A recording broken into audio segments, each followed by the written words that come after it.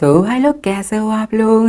तो swallow day star के next in novel के एपिसोड नंबर 353 में आपका स्वागत है। तो चलिए शुरू करते हैं, लेकिन इससे पहले अगर आपने मेरे चैनल को सब्सक्राइब नहीं किया तो सब्सक्राइब करके बेल आइकन दबाना ना भूलें। तो जैसा कि हमने पिछले एपिसोड में देखा कि लू फेंग उन ऑटोमन से जितनी भी चीज़ें लूटी होती है वो सब वर्चुअल वर्स में बेचने गया होता है। और अब फिर लू फेंग कहता है चलो असली खजाना तो अंदर है।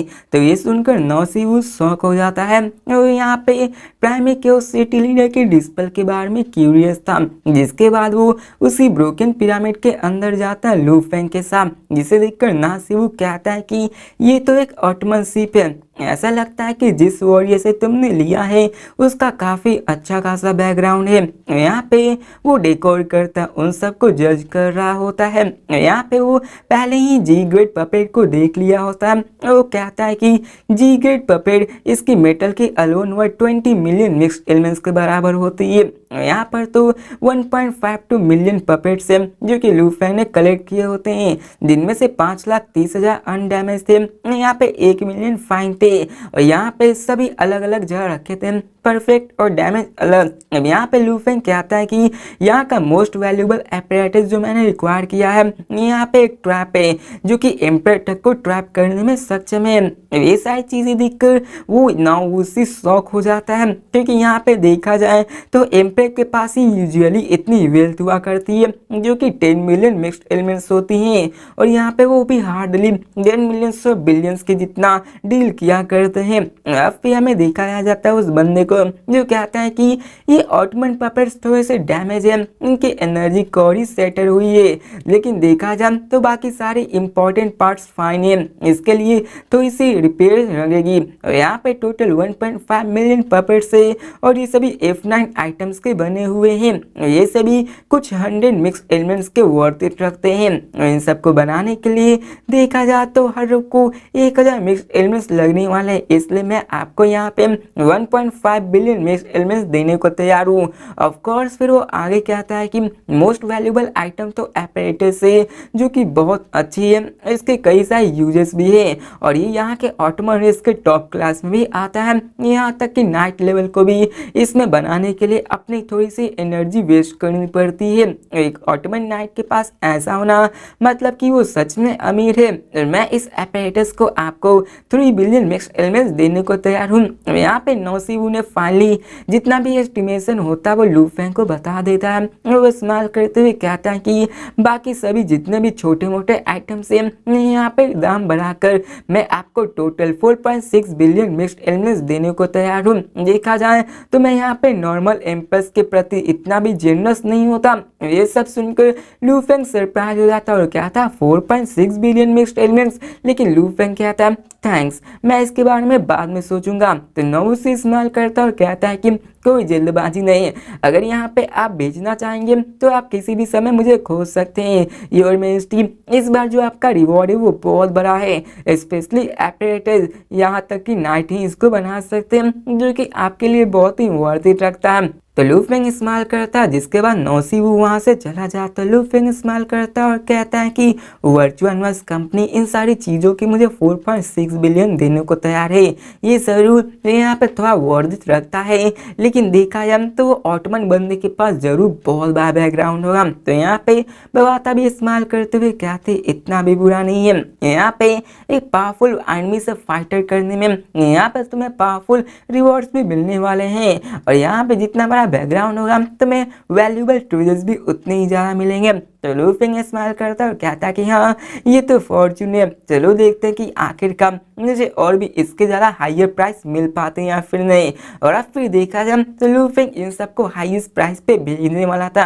यहाँ पे लू फेंग के पास भी अपने नेटवर्क थे कि इसको कैसे भेजे। अब लू फेंग अपने स्क्रीन पे देखता है तभी उसको होंग अलायंस की याद आती है। देखा जाए इसके मुताबिक तो रेयरेस्ट और मोस्ट वैल्यूबल आइटम जो कि ह्यूमैनिटी में होती है उसे होंग अलायंस में डील किया किया जा सकता है। ये सारे treasures large number of powerful warriors जो कि अलायंस में होते हैं वो कर सकते हैं, लेकिन यहाँ पे अभी तक लू फेंग ने इसके ट्रू हाई प्राइस के बारे में नहीं पता लगाया होता है और लू फेंग तो अभी तक अलायंस में भी इन्वाइटेड नहीं किया गया होता है। इसी कारण लू फेंग थोड़ा देर सोचता है, लेकिन तभी थोड़ी देर बाद ही वो अपने टीचर ट्रूयान से मदद करता है, उसको कांटेक्ट करते हैं। इसके बाद दिखाया जाता है कि वहाँ पे स्क्रीन पे गोल्ड आर्मर एपमैन अपीयर होता है जो कि ट्रूयान होते हैं और वो लू फेंग की तरफ देख कर कहते कि माय डियर डिस्पल, आखिरकार तुमने मुझसे क्यों कांटेक्ट किया। तो लू फेंग झुकते हुए कहता है टीचर मैं आपसे एक फेवर मांगना चाहता हूँ। तो ट्रूयान स्माइल करते हुए कहते कि बोलो। तो लू फेंग कहता कि ये ऐसा है कि मैंने यहाँ पे आउटर रीजन्स वॉर में कुछ वैल्यूबल आइटम्स एक्वायर किए, मैं इसे वर्चुअल मस कंपनी के बाइंग डिपार्टमेंट में बेचना नहीं चाहता, इसलिए मैं आपसे मदद लेना चाहता हूँ कि आप मुझे इन सब को बेचने में होंग अलायंस में बेचने के लिए मदद करें। तो ट्रूयान कहते हैं कि क्या तुम यहाँ पे होंग अलायंस में बेचना चाहते हो। तो लू फेंग कहता है हाँ। अब ट्रूयान वार्न करते हुए कहते हैं कि होंग अलायंस इतना भी ऑडी नहीं है, यहाँ पे एक बहुत बड़ी अलायंस है जो कि यहाँ पे ह्यूमंस में जितने भी पावरफुल वॉरियर्स जो भी रेस होते हैं दूसरे रेसेस के भी वो सब मिलके बनाए हुए हैं। यहाँ पर एटलीस्ट एक बंदे को एम्पायर लेवल बनना पड़ता है तभी वो जाके उसका मेंबर बन सकता है। यहाँ तक कि स्टाफ पोजीशन के लिए भी यहाँ पे कई सारे वॉरियर्स हैं कि वो सेक्टर और अनडाइंग विंग को भी भेजा करते हैं यहाँ पे सिर्फ स्टाफ बनने के लिए। जिसके बाद वो कहते हैं कि यहाँ पे काउंटलेस वॉरियर्स यहाँ पे डील करने के लिए आते हैं और ये सभी नॉर्मल है, मैं भी चाहूँ तो कर सकूँ और मैं भी उन्हीं वॉरियर्स में से एक हूँ, लेकिन यहाँ पर मेरी एक रिक्वेस्ट है कि यहाँ पे जब तक वो वैल्यूबल ना हो तब तक तुम मुझे मत कहना, क्योंकि यहाँ पे मैं अपने रेपुटेशन को लॉस कर सकता हूँ। अब लू फेंग कहता है कि आखिर यहाँ पे कौन सा चीज़ ट्रेजर कहलाता है। तो यहाँ पे वो कहते हैं कि यहाँ पे एटलीस्ट 1 मिलियन मिक्स्ड एलिमेंट्स के ऊपर वाले जितने भी हैं वो सभी ट्रेजर्स के रूप में कंसीडर किए जा सकते हैं और यहाँ पर मेरा फेस भी लॉस नहीं होगा, यहाँ पे मेरी रेपुटेशन पे भी खराब नहीं होगी। तो लू फेंग एक मेल भेजता है और कहता है टीचर यहाँ पे सारी डिटेल इन्फॉर्मेशन मेरे सामान के बारे में है, मैं ये सब आपको भेजता हूँ। और वो कहता है कि ये सभी goods buying department of virtual universe ने मुझे 4.6 बिलियन मिक्स्ड एलिमेंट्स ऑफर किए हैं। तो ये सुनकर ट्रूयान भी शॉक हो जाते हैं और वो अपने डिस्पल की तरफ घूरने लगता है और कहते हैं 4.6 बिलियन। अब यहाँ पे वो कहते हैं कि कंपनी ने जो तुम्हें दिया है वो यहाँ का सबसे लोएस्ट प्राइस पॉसिबल है, लेकिन लोएस्ट प्राइस में भी ये अलोन 4.6 बिलियन है। और वो कहते हैं मेरे डिस्पल आखिर तुमने ये लाया कहाँ से, आखिर तुम्हारे पास इतनी वेल्थ कहाँ से है जो कि एम्पायर के बराबर है। तो लू फेंग स्माइल कर जिसके ट्रूयान उन सारी इंफॉर्मेशन को देखने लगते हैं। अब ट्रूयान कहते हैं कि ऑटोमन नाइट ऐसा स्पेशल वेपन क्रिएट किया है ये तो बहुत वर्दी रखता है। वो कहते हैं मेरे डिस्पल ये सारी चीजें मुझ पे छोड़ दो, मैं यहाँ पे सबसे ऊंचे दाम में इसको बेचने वाला हूँ। यहाँ पे तुम मेरे एक बहुत ही चालाक स्टूडेंट हो, यहाँ पे तुम्हारे पास ट्रेजर अर्निंग एबिलिटी भी है जो कि तुम्हारे थर्ड सीनियर जैसी है। तो लू फेंग स्माइल करता है जिसके बाद वो कहते हैं कि यहाँ का सबसे फास्टेस्ट भी आधा दिन लगने वाला है, वहीं पे सबसे स्लोएस्ट भी 3 से 5 दिन लग जाएंगे, इसलिए मेरे कॉल का इंतजार करो। जिसके बाद ट्रूयान वहाँ पे डिस्कनेक्ट हो जाते हैं। यहाँ पे वो लू फेंग के इन सारी चीज़ों को बेचने के लिए चले जाते हैं। देखा जाए तो उनके पास भी अपनी डीलिंग की एबिलिटी होती है। ट्रूयान ने प्राइम केव सिटी में काउंटलेस ईयर स्पेंड किए होते हैं, वो कभी कभार ही ऐसे हार्ड डीलिंग्स को किया करते हैं। यहाँ पर होंग अलायंस में जाना मतलब कि उनके कनेक्शन से उनको हाई प्राइस जरूर मिलने वाला है। अब करेंटली लू फेंग के 2 टीचर हैं, ट्रूयान और प्राइम केव सिटी। अब लू फेंग ने ट्रूयान के साथ बहुत ही लंबा वक्त बिताया होता है। यहाँ पे वो ट्रूयान के कैरेक्टर को जानता है कि वो स्ट्रेट फॉरवर्ड है और लू फेंग उनसे अपनी फ्रेंडली तरह से बात कर सकता है, लेकिन अगर लू फेंग फ्रेंडली तरह से सिटी लीडर से बात करने गया तो यहाँ पे लू फेंग नहीं कर पाएगा, वो एक्सट्रीम प्रेशर में डाल सकते हैं। यहाँ पर की पूरी ह्यूमैनिटी उनका रिस्पेक्ट करती है और सर्टेन मैटर्स में लू फेंग सिर्फ ट्रूयान को ही कर सकता है, यहाँ पर सिटी लीडर को नहीं। अब लू फेंग इन सब के बारे में सोचता और कहता कि सबसे स्लोएस्ट भी 3 से 5 दिन लगने वाले हैं। जिसके बाद लू फेंग अपने डेस्क पे बैठ के अपने स्क्रीन को जेंटली टैप करता है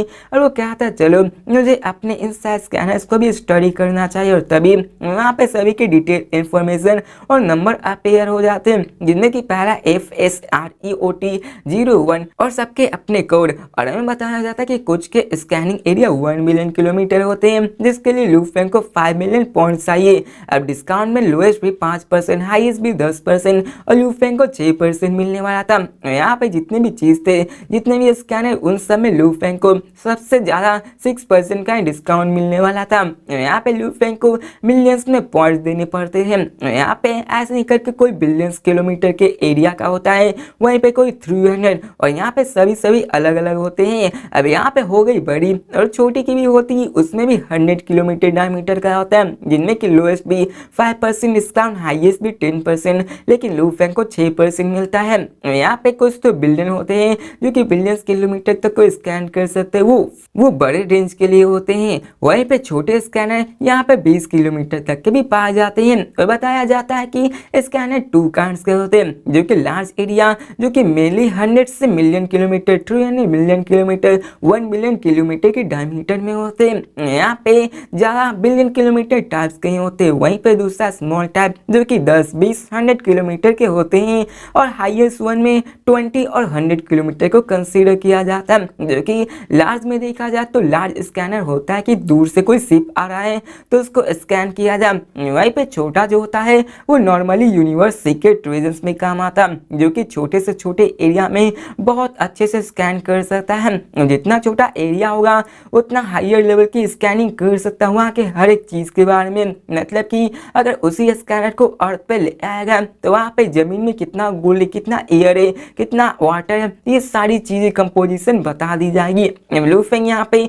सारी इंफॉर्मेशन को पढ़ता है, यहाँ पे देखता है कि जितने भी स्कैनर्स है वो यूजुअली प्राइमरी रीजन मेंबर्स के लिए नहीं अवेलेबल है। यहाँ पे लूफेंग फिर भी सब चीज देख पा रहा था। अब ऐसे भी थे जो कि लूफेंग अफोर्ड नहीं कर सकता है, क्योंकि वहाँ पे 10 बिलियन पॉइंट्स, यहाँ तक कि 100 बिलियन पॉइंट्स भी थे, जिसको देखकर तो लूफेंग की आंखें खुली की खुली रह जाती है। और यहाँ पे लूफेंग कहता है कि इसकी प्राइसेस तो बहुत ज्यादा है, यहाँ तक कि डिस्काउंट के साथ भी मैं इसको अफोर्ड नहीं कर सकता। लूफेंग कहता है कि आखिरकार इस समय मुझे किस ग्रेड का पॉइंट खरीदना चाहिए, यहाँ पे 10 मिलियन पॉइंट्स लेवल या फिर 100 मिलियन पॉइंट्स का या फिर बिलियन पॉइंट्स का।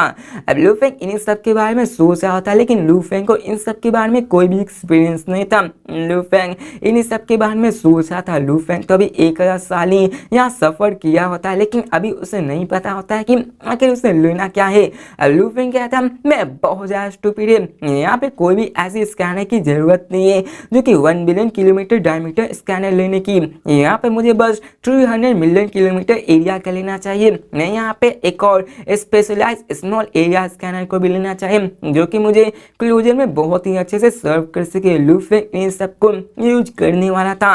और यहाँ पे लूफेंग क्या था कि लार्ज एरिया के लिए मेरे पास 2 चॉइसेस है, एक तो यहाँ पे 2 बिलियन पॉइंट्स के लिए और यहाँ पे हायर लेवल 6 बिलियन पॉइंट्स के लिए। अब यहाँ पे छोटे के लिए भी मुझे लूफेंग को यहाँ पे थोड़ा सा स्पेंड करने वाला था। लूफेंग क्या था, चलो देखते हैं कि आखिर में टीचर कितने पैसे लाते हैं इन सारे गुड्स को बेचकर। अब यहाँ पे लूफेंग तो चाहता था बहुत चीजें खरीदने के लिए, यहाँ पे स्कैनर पे ही ध्यान दे रहा था, यहाँ तक कि वो अपने क्लाउड कॉन्टेंट वाइन और बाकी सबको न्यूट्रल करने के लिए भी और भी सारा सामान चाहता था। लेकिन इन सबको करने के लिए लूफेंग को पैसे चाहिए होते। फिर हमें सिम्पसन्स के यहाँ कुटुओ को दिखाया जाता है और यहाँ को जो कि लूफेंग होता है, कुटुओ वही होता है जो कि लूफेंग के बगल वाले आइलैंड पे एक एम्पर लेवल एंडांग रहा करता था। अब वहाँ पे लूफेंग अपने ब्लैक आर्मर में होता है और वहाँ पे कुटुओ पूछता कि यार आखिर तुम्हारे रिवॉर्ड्स कैसे हैं। तो लूफेंग अपने ग्लास को उठाते हुए कहता है कि नॉर्मली तुम्हें भी पता होना चाहिए कि यहाँ पे ऑफिशियल लेवल एंडांग सभी के पास एंडांग बॉडीज होती है, इन सबको मारना बहुत ही ज्यादा मुश्किल है और मैंने यहाँ पे 100 ऑफिशियल को ही मारा इस 1000 साल में। यहाँ पे सभी मोस्टली लो लेवल ऑफिशियल हुआ करते हैं और यहाँ पे मुझे ज्यादा भी पॉइंट नहीं मिलते, लेकिन देखा जाए तो वहाँ काम भर तो पॉइंट मिल ही गए। तो यहाँ पे हमें 2 लोगों को दिखाया जाता है जो कहते हैं कि हाँ तुमने सही कहा, यहाँ अंडाइंग बॉडीज को मारना बहुत ही ज्यादा मुश्किल है। मैं यहाँ पर एम्पर लेवल पे हूँ, यहाँ पे पाइनिकल ऑफिसर ऑब्वियसली मुझसे कमजोर है, लेकिन यहाँ पे देखा जाए तो उन सबको भी मारना बहुत ही मुश्किल है। यहाँ पे देखा जाए तो 100 ऑफिसर को 1000 साल में मारना इतना भी बुरा नहीं है, तुम तो मुझसे और भी ज्यादा बेटर कर रहे हो, आगे तुम कहाँ पे रह रहे हो। तो यहाँ पे लूफेंग कहता है यांजी कॉन्ट्रियम। तो काटू लूफेंग की तरफ घूरने लगता है और कहता है कि यांजी कॉन्ट्रियम तुम तो ऑलरेडी एम्पर लेवल हो, तो आखिर तुम वहाँ क्यों रह रहे हो। अब काटू को लग रहा था कि लूफेंग एम्पर लेवल का बंदा है और फिर वो कहता है कि तुम्हें स्टार टावर में आना चाहिए मैं अभी वहीं पे हूँ। यहाँ पे फिर से स्टार टावर का जिक्र हो गया है, तो यहाँ पे चलो थोड़ी मोड़ी स्टार टावर के बारे में जान लेते हैं। अब लूफिंग स्माइल करता है और कहता है कि यहाँ पे मोस्ट डेंजर पैलेस 7 बैटल की बात कर रहे हो, तो यहाँ पे देखा जाए तो यहाँ पे कई सारे एक्सट्रीमली डेंजरस प्लेसेस है इस 7 बैटलफील्ड में, और 26 कैंप के सबसे जो क्लोजेस्ट है वो स्टार टावर ही कंजीसर होता है। यहाँ पे कुटू एडवाइस करते हुए कहता है कि देखा जाए वो फुल ऑफ डेंजर से भरा हुआ है, लेकिन वहाँ पे चारों तरफ इनकाउंटर्स भी रखे हुए हैं। जब तुम वहाँ पे जाओगे तो हम दोनों साथ में काम कर सकते हैं, लेकिन तभी वहाँ पे 3 बंदे आ जाते हैं जो कि कुटू को ही बुला रहे होते हैं। वहाँ पे उनमें से भी फॉर्मलेस प्रेशर निकल रही होती है।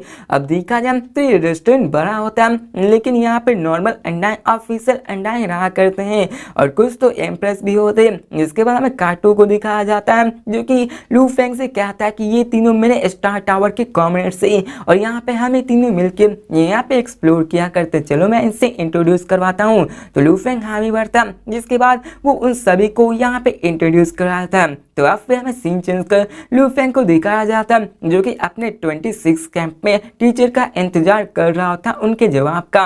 वहाँ पे लू फेंग ने कई सारे एम्पर लेवल अंडाइन से भी अपनी दोस्ती कर दी होती, लेकिन तभी हमें तीसरे दिन का सीन दिखाया जाता है जहाँ पे फाइनली ट्रुयान लू फेंग से कांटेक्ट करते हैं। यहाँ पे हमें दिखाया जाता है लू फेंग को जो कि यहाँ पे आ जाता है, और यहाँ पे टीचर कहते हैं जल्दी आओ लाइटिंग आयरन में, और लू फेंग कहता है ठीक है। हमें सीन चेंज कर virtual verse lighting iron countless अंडाइन वर्चुअल वर्स कंपनी को दिखाया जाता है, जहाँ पे ट्रुयान का एक में से पैलेस हुआ करता है, और यहाँ पे गाइड होता है जो कि लू फेंग को रास्ता दिखाता है और कहता है योर मिस्टी लोड यहीं पे है। तो ट्रुयान की यहाँ आवाज आती जो कहते मेड डिस्पल जल्दी से अंदर आ। तो लू फेंग जल्दी से अंदर जाता है और दिखाया जाता है कि वहाँ पे 3 वॉरियर्स बैठे हुए होते हैं जिनमें कि ट्रुयान होते हैं, और वहाँ पे एक और ब्लैक मड बंदा होता है। यहाँ पे लू फेंग उनके सामने झुकता है, और यहाँ पे ट्रुयान हंसते हुए कहते हैं कि तो मैं तुम्हें इन सबसे इंट्रोड्यूस करवाता हूँ, और वो कहते हैं कि ये सभी दूसरे रेसेस के वॉरियर्स है, इनका नाम डिजायर एम्पर और वहीं दूसरे का नाम ब्लैक हार्ट एम्पर है।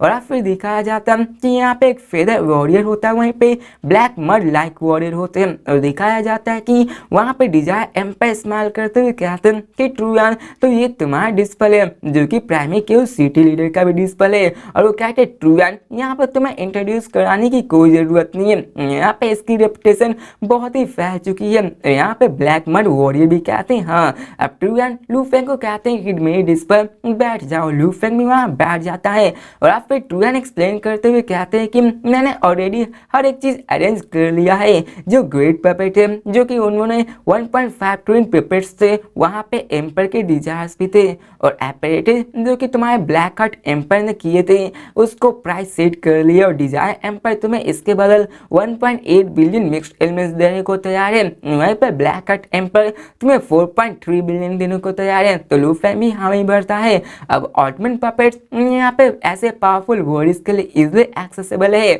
वर्चुअल मास कंपनी लू फेंग को 1.5 बिलियन देने को तैयार थी, जो कि प्रोबेबली ज्यादा 2 बिलियन ज्यादा, लेकिन यहाँ पे देखा जाए तो 1.8 बिलियन इन पपेट्स के लिए तो ये कॉमन आइटम्स थे। अब 9 एब्सोल्युटली गॉड कंट्री एपलेटस ये एक रेयर आइटम था, और यहाँ पे कोई भी बंदा इसको अंडर एस्टिमेट नहीं कर सकता। ब्लैक हार्ट एम्पर लू फेंग से कहते हैं कि क्या यहाँ पे तुम इस एपरेटस के बारे में कुछ और जानते हो? तो लू फेंग वहाँ पे एक्सप्लेन करते हुए कहता है कि यहाँ पे ये एक डिवाइस है जो कि उन 9 एब्सोल्यूट गॉड कंट्री का एक पोर्शन है। जब भी ये सेटअप किया जाता है तो यहाँ पे पाइनेकल एम्पर भी इसमें ट्रैप हो जाएगा। यहाँ पे स्पेशल ऑटमन पपेट्स मिलके अगर अपने पूरे पावर से अटैक करेंगे तो उनकी पावर एब्सोल्यूट हो जाती है। तो यहाँ पे ब्लैक हार्ट एम्पर की आंखें चमक उठती है, और वो कहते हैं ट्रैप अटैक, जिसके बाद उन्हें कहते हैं कि चलो मैं इसको एक्सचेंज करना चाहता हूँ। तो लू फेंग कहते हैं ठीक है। लू फेंग उन दोनों एम्पर से डिस्कस करता है, और यहाँ पे लू फेंग ने उन सब से डील कर लिया होता है। अब यहाँ पे देखा जाए तो डील 6.1 बिलियन मिक्स्ड एलिमेंट्स के कंपेयर में किया जाए, तो अब फिर हमें सीन चेंज कर डील के सेटल होने के बाद का सीन दिखाया जाता है, जहाँ पे दोनों एम्पर प्राइमरी के सिटी लीडर की डिस्पल में बहुत ज्यादा इंटरेस्टेड होने लगे थे। वो दूसरे रेसेस के भर ही न थे, लेकिन वो ह्यूमैनिटी के सब सर्विलेंस में आते हैं और वो ह्यूमैनिटी के जीनियस भी कहा जा सकता है और उनकी करेंसी भी मिक्स्ड एलिमेंट्स में काम होती है। यहाँ पे वो कहते हैं कि लू फेंग से बात करना हमारे लिए प्लेजर है, जिसके बाद वो खाते हैं, बात करते हैं और बैंक्वेट के दौरान यहाँ पे लू फेंग ने कंपनी के द्वारा यहाँ जितने भी लू फेंग के सामान होते हैं वो कलेक्ट किए जाते हैं और गुड्स कंफर्म हो जाते हैं। जिसके बाद ब्लैक हाइट एम्पर और डिजायर एम्पर जितने भी फंड्स होते हैं वो ट्रांसफर कर देते हैं। अब बैंक्वेट के पास दिखाया जाता है कि यहाँ पे डिजायर एम्पर सडनली खड़े हो जाते हैं और वो यहाँ पे सीक्रेट रेंज के एक्सपीरियंस के बारे में बात कर रहे होते हैं, लेकिन तभी ब्लैक हाइट एम्पर ट्रुयान उनकी तरफ देखकर शॉक होते हुए कैसे आखिर मैटर क्या है। अब लू फेंग भी क्यूरियस था, तभी डिजायर एम्पर कहते कि होंग अलायंस ने यहाँ पे ब्लड रिवर क्रिस्टल के लिए ऑक्शन को शुरुआत किया है।